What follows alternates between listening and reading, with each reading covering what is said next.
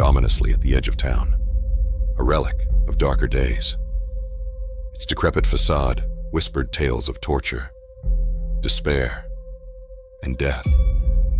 For years, the townsfolk had avoided it, shrouding it in superstition and fear. It stood as a grim reminder of a past best left forgotten, its iron bars casting eerie shadows in the moonlight. Among the locals, it was an unspoken rule never to venture near the forsaken lockup.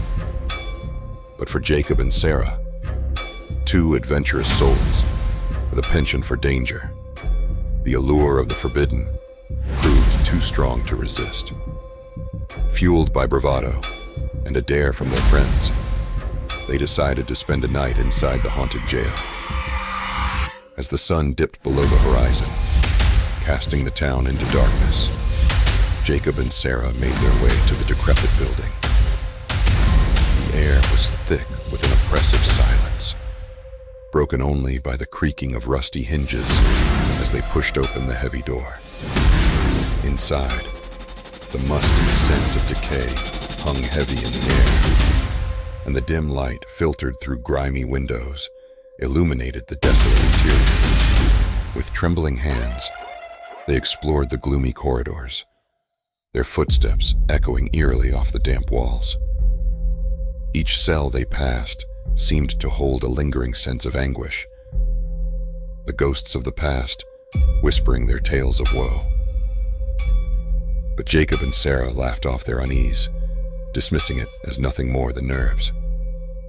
As the hours dragged on, the atmosphere grew increasingly suffocating, the weight of the building's history pressing down on them like a leaden shroud. It was then that they heard a faint, unearthly moaning that seemed to emanate from the very walls themselves. Sarah's blood ran cold, and Jacob's bravado faltered for the first time. They tried to leave, but to their horror, they found the door sealed shut, as if by some unseen force. Panic seized them as they frantically searched for another way out. But the windows were barred, and the walls seemed to close in around them. Panic seized them as they frantically searched for another way out.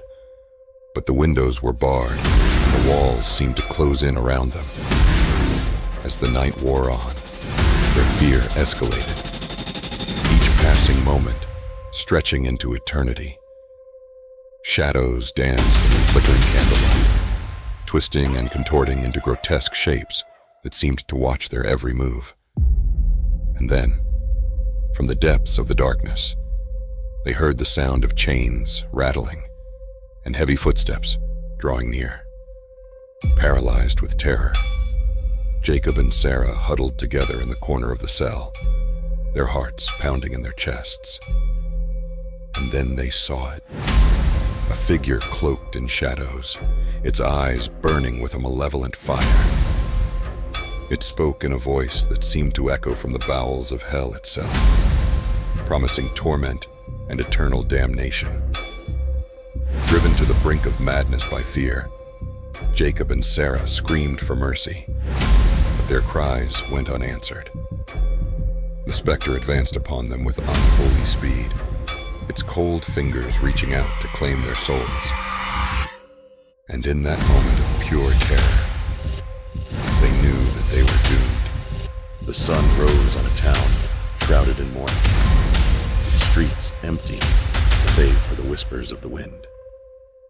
Jacob and Sarah were never seen again, their fate a cautionary tale, whispered in hushed tones by those who dared to speak of the haunted jail. And as the years passed, the old lockup stood as a grim reminder of the darkness that lurked within us all, its secrets buried deep beneath its crumbling walls.